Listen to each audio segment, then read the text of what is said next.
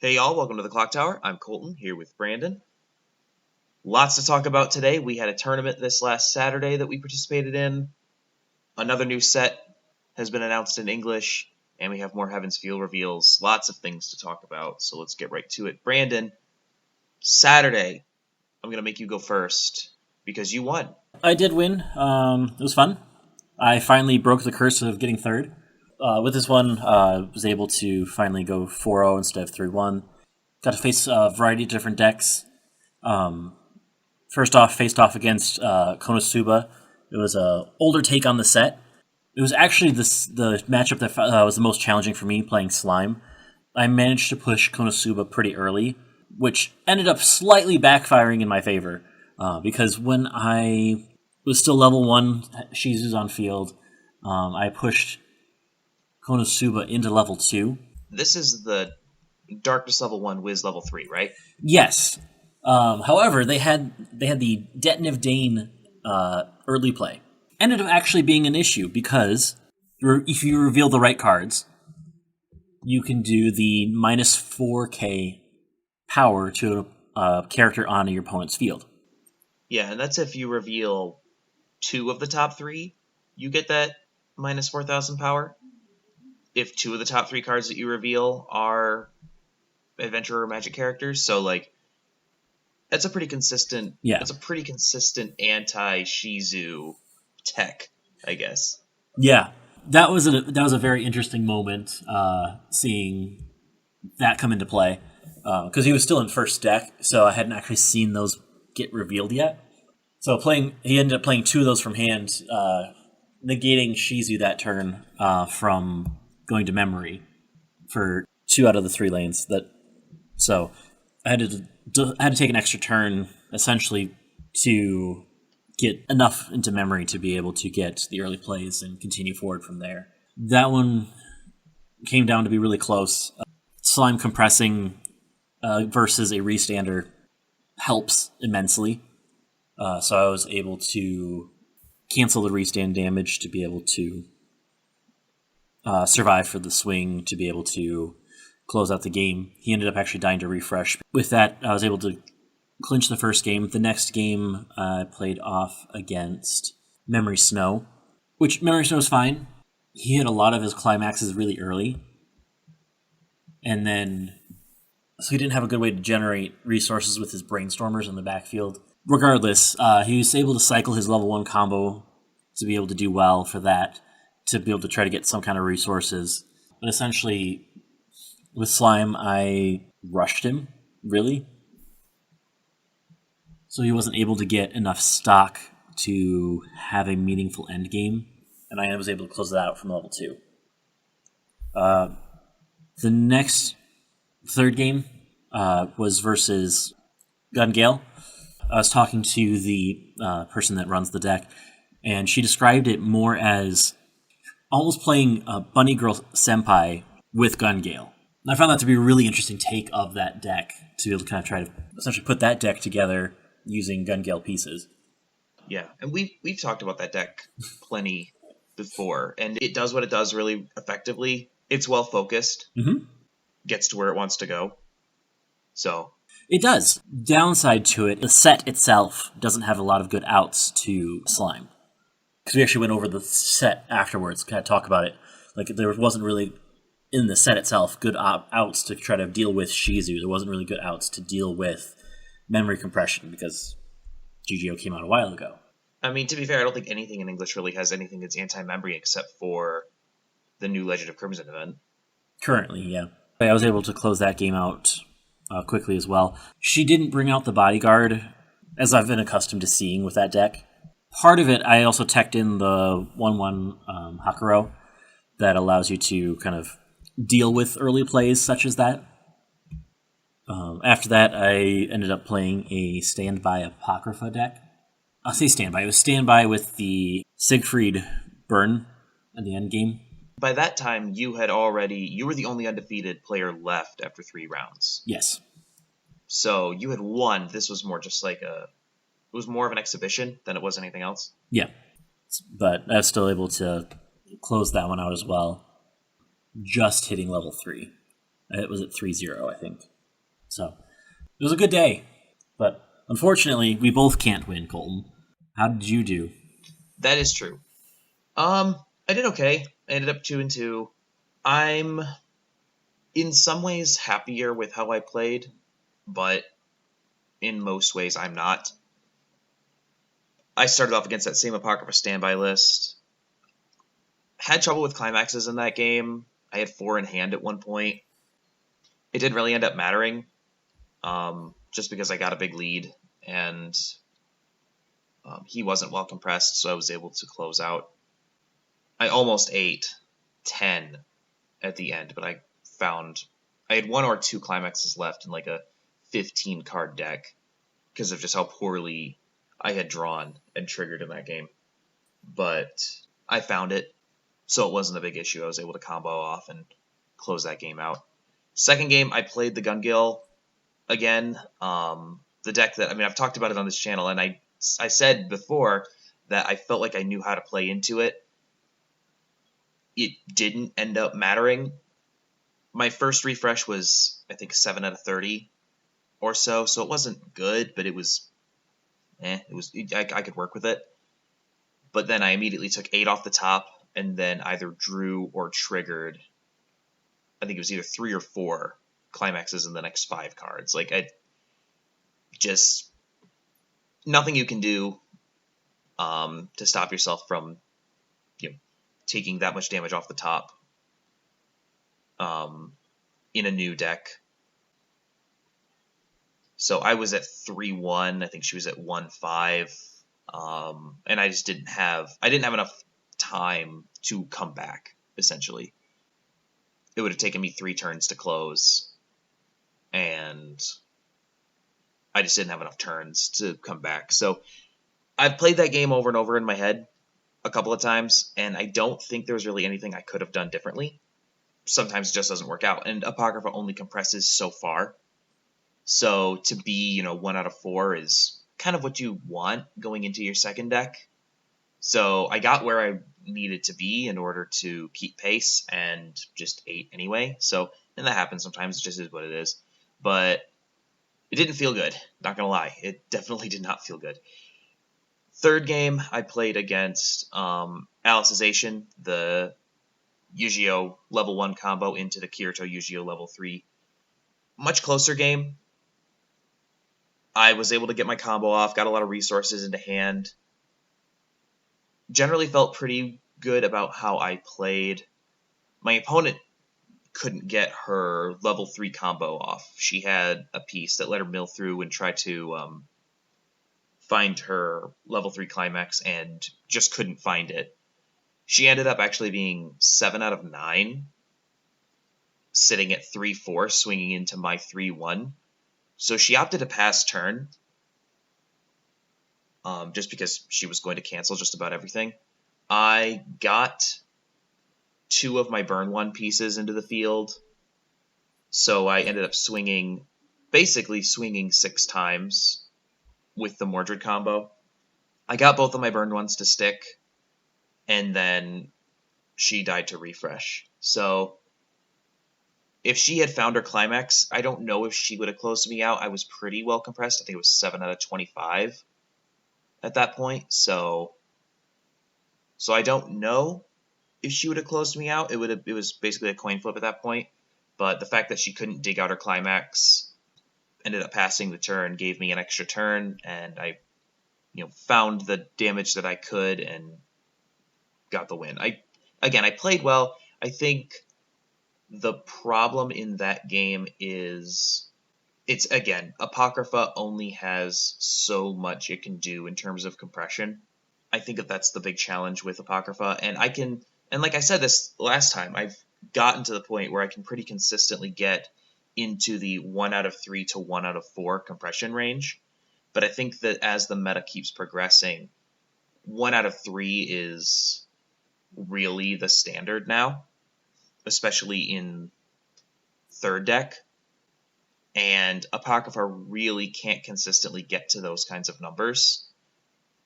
And that hurt me in the fourth game. In the fourth game, I lost track of a climax in my stock, and couldn't get it paid out. So my compression was pretty much screwed from second deck onward, just because I couldn't dig it out. And Apocrypha really does, if Apocrypha is going to compress well, it needs 8 climaxes and waiting room.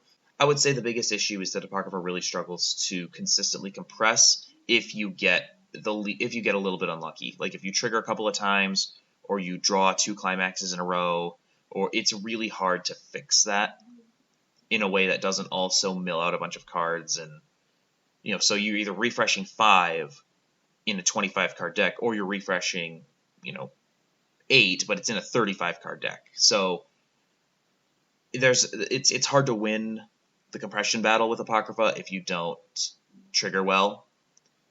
And that was definitely the problem that I had that was probably the biggest problem that I had for most of Saturday. I also didn't do enough to intentionally recover from some of those triggers, especially in game 4. I played the Love Live Sunshine early play burn top end, which is the same deck that won the last time you were there.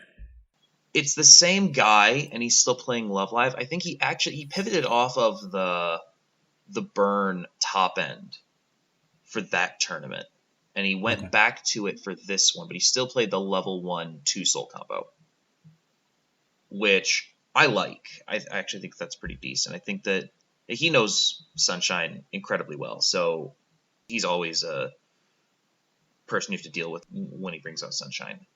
But I also couldn't get his Yu Watanabe off the field because I couldn't get over it on offense because I couldn't get my 2-1 down.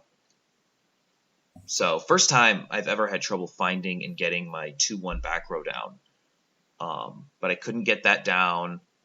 I couldn't get the money counter into hand. Just didn't sculpt very well in that game. Didn't dig up that climax. That was the game. The 4th game was the game where I definitely would say I did not play well in that game. The first 3 games, I don't feel like I played poorly. The 4th game, I did not play well. So ended up 2-2, tying for 4th out of 10. So decent day, but would have liked to have pulled out another game, made it 3-1, but overall it is what it is. And I think, I don't know, now that I have Legend of Crimson, thinking about pivoting off of Apocrypha going forward, at least for the next tournament. I still like Apocrypha. I still think it's good. Or at the very least, maybe retooling it to try to work in some more intentional compression. But we'll see. Overall, I still think Apocrypha is decent. I either need to find ways to make it compress more, or I'm going to have similar results whenever I don't get clean triggers. That's more or less how Saturday went. Let's move into what's happening next. Brandon, you are very excited about this, I know. Bofuri's coming to English. Bofuri is coming to English. Success. Yay. Actually, fun fact, it's not even fully released yet in Japan. It actually gets released this Friday, at the same time that Adventure Time gets released into English. Yep, we will be getting Adventure Time into English this weekend. So this will actually be a really interesting weekend to see both of these sets in their fullness. Yep. And I know that this affects our local meta because I know that we have some people who are buying into Adventure Time. So, but it's going to be interesting. It's going to be interesting to see how Adventure Time affects the meta. It has some really interesting stuff going on. I know that you are working on your list for the set. Mm-hmm. Yeah, with stuff that's been released so far, we know a good portion of the set. So putting stuff together has been really interesting. Over this past weekend, there was a showcase of it in the Bushy Road remote fight. A couple different staff members playing it. So we got a few more card reveals that way too. So looking forward to seeing this play out. So yeah, Bushy Road officially announcing Bofuri in English, and Adventure Time is coming out as well. So interesting times for the English format for sure. Still, almost a year now removed from our last major Bushy Road event. So still no word on what 2021 holds for us in English, but because we're so far removed from the last Bushiroad event. I don't know if anyone has any real ideas as to what the meta holds for the next competitive season, just given how many sets we have now. Yeah, absolutely. What actually makes this a little bit more interesting. Coming up, I believe it's actually next week, Ian, who also helped run the Weiss Schwarz Invitationals, is doing a European event in this very similar format over Discord. Yep. So it'll be really interesting to see kind of what happens there, because they are requiring deck lists. Yeah, it looks like it's fairly similar to the invitationals in terms of structure and requirements. So put a link to his post about it in the description if you want to check that out. But yeah, so that's this Saturday, Brandon? Sunday for us, I think. Sunday? Okay, it's Sunday at 7 a.m. I think is when it starts on the East Coast. Yeah. Yeah, it's early Sunday morning on the East Coast, middle of the day in Europe. It's meant as a European competition. I know that it's in conjunction somehow with Card Market. Yep. Card Market's doing the prize support. Yeah, and Card Market doesn't sell to North America, so yeah. Again, link to it in the description. You can check out everything that Ian's posted about it there. He knows more about it than we do. Looking forward to that. Looking forward to seeing what happens there. I think it's going to be really interesting to see what people bring. Mainly because I like to see what people bring. Yeah, and this is. I think it's going to be similar to the invitationals in terms of like how seriously people are going to take it, which means most people are going to bring something that they think is viable in whatever the new / next meta looks like.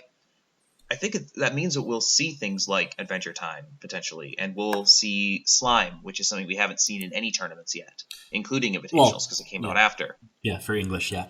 So we'll get to see some new stuff in the English format. Should be interesting. We'll definitely be paying attention to that this weekend. Yeah, absolutely. I think it's gonna be really interesting to watch. Right now, some of the decks that have been registered for that tournament are like ReZero, Bunny Girl Senpai. We didn't see any Bunny Girl at Invitationals, so I'm curious to see how a Bunny Girl would do in this format. Because there were actually a lot of decent decks that didn't get played at Invitationals. Mm-hmm. So I'm curious to see how, if someone brings a Gun Gale or something like that, I'm curious to see how that does. We also have Konosuba. Yeah. So there will be Legend of Crimson for sure. Yeah. I'm also curious to see how many people are going to be running the 5-3 build, how many people are going to be running, more a true Megumin Union top end, how many people are going to be running the old top end. It's going to be interesting to say the least, to see what decisions people are making with Legend of Crimson. I think that's probably the most intriguing thing in my mind going into this, is seeing what people are going to do with the new Konosuba set. Mm-hmm. I think that's going to be one of the big things to watch. I think some of the, like you said, some of the new sets coming up against some of the older stuff. ReZero could be Memory Snow. ReZero could be the old ReZero. Because sure. We don't have, not having the list actually in front of us, it's just the set ID number at this point. So it could be. There's a lot of different possibilities we could see, especially with keeping our eyes on some of the sets that were coming out. Like for the tournament, we're also keeping an eye on cards for Heaven's Feel, because we're really excited about that coming out into English. So we're watching it as it comes out into JP. There are a couple cards that are really of interest. We're not going to talk about everything because that would just be overwhelming mess of time. So first things first, let's talk about that Double R Saber. I think that's the one that is probably the headliner from the last week or two. It's a Brainstormer. When a climax is played, choose 2 characters, they get 500 power. And its Brainstorm is a pay 1, tap self to search for a master or servant. I don't know how this fits into the main Fate deck, because the current list uses the Sakura Brainstormer because of the synergy it has with the other pieces. However, this is a very good card, a very good profile that has a lot of use in a lot of different lists. I mean, I look at it towards Saber Waifu because realistically, Saber Waifu is one of the main decks that people want, but nobody really has. The Saber deck is going to be viable.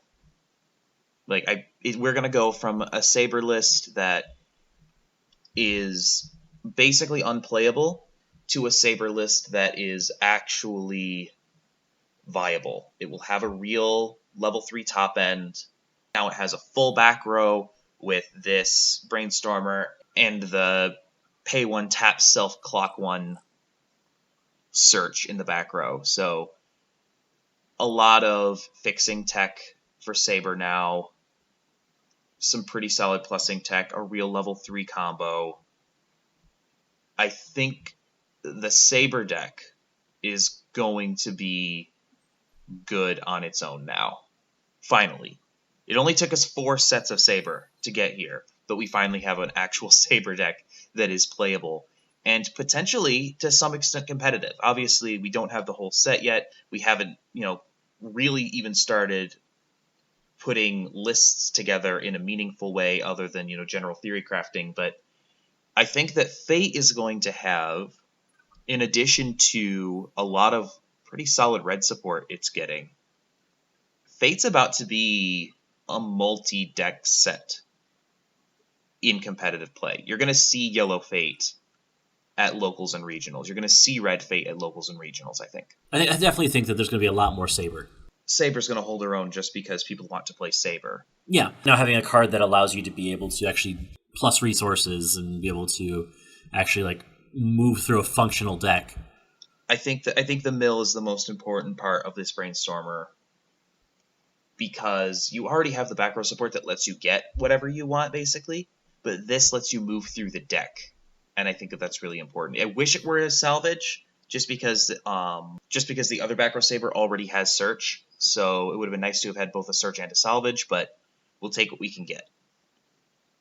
Not to mention, there are other pieces too that aren't just strictly Saber. There's the Shiro Brainstormer. There are other things, but if you want to play Saber, this is a really important card and one that the deck desperately needed.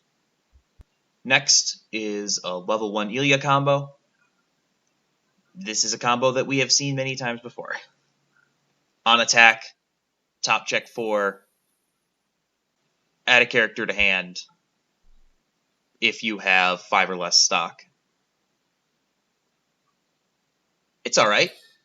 If you want to play blue, if you're looking to play Ilya Waifu, then here you go. Here's your combo. We've seen this effect on other cards before.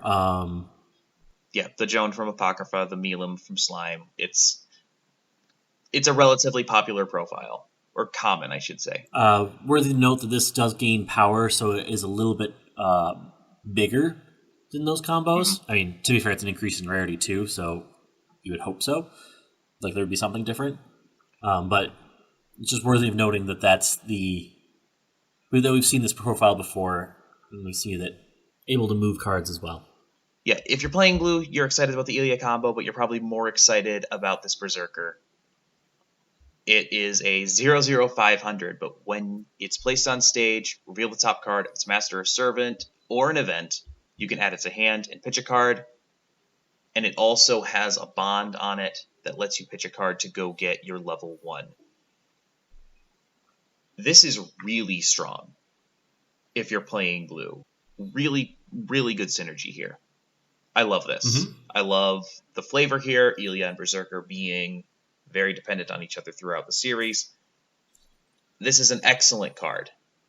Commons are good too. This is on a common, and I love it. It's a very nice utility card. There's so much event tech happening now in Fate. Mm-hmm. This lets you get an event off that top check. Mm-hmm. Well, with blue, you have a blue event that allows you to be able to heal with Berserker in play. So, you're able to pull that event card off with this card. Exactly. And it's the synergy in Heaven's Feel is really solid. I don't think the effects are over the top, but the cards play nicely with each other, which is every bit as important. Absolutely. Yeah, and finally, this level 1 Reen only has 2,500 power, but on play, pay 1, pitch 1, look it up to 4, add a card to hand, and send the rest to Waiting Room. In a deck that is so event heavy, a card that will let you go get events is great. A card that will let you add climaxes to hand is doubly so. This is excellent. I'm a fan.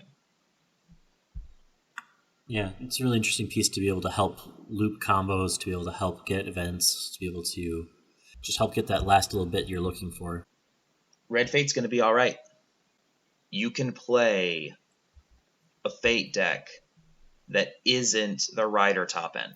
Well, I think it's actually what we're going to see. I think we're going to see something like what we're seeing with Konosuba right now, where there's not really a good defined list. Partly, I think, due to the fact there's not really events going on.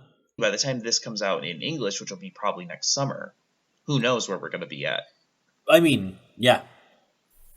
But I anticipate that this is going to be one of the most heavily experimented with sets in a while, in the same way that Legend of Crimson, like you said, is currently. So I think it's going to be a lot of fun. I think there are a lot of good cards here. And every time they reveal more, it's like they're revealing stuff that has really good synergy. Stuff that just makes sense and helps the pieces that already exist, either in previous sets or already been revealed in this set, do what they do best so that the deck works consistently. And I think that's... I appreciate that emphasis. I think there's a lot of good stuff here. I think it's going to be a lot of fun to play. And I think one of the things that's going to be really interesting about this as well, especially as this develops, especially because, I mean, it's in Japan first, but Japan has access to different sets as well as a different ban list. So, like, the stuff that's going to be experimented with in JP, potentially different than what it's going to look like in English. I think there's a lot here. It's going to be a lot of fun, and we'll see what happens when this drops in English next summer. Next summer-ish. Who knows? They could announce tomorrow that it's coming in February. Who knows at this point? Oh, please no. I need time. I need time to recover. With including Adventure Time coming out this week, we have 10 titles that are on the docket to be released in English. Yeah.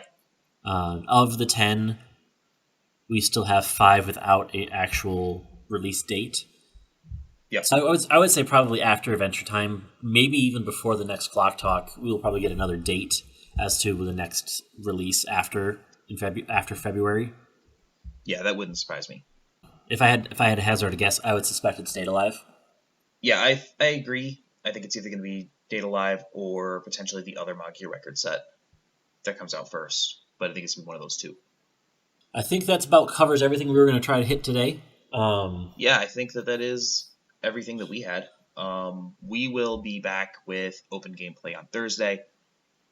Brandon. Yeah. Do you want to tell the people what you're debuting on Tuesday? Well, I think we already kind of did. So I'm going to be doing an Adventure Time deck. Get that out from Tuesday. Just kind of following the release of Adventure Time and the excitement of that. And then we will have gameplay for that Adventure Time deck a week from Thursday. So busy times ahead for us. We'll be back with another Clock Talk in 2 weeks, hopefully talking about more release schedules and things of that nature. But until then, thank you for joining us. Please like, share, comment, and subscribe, and have a good one. We'll see you then.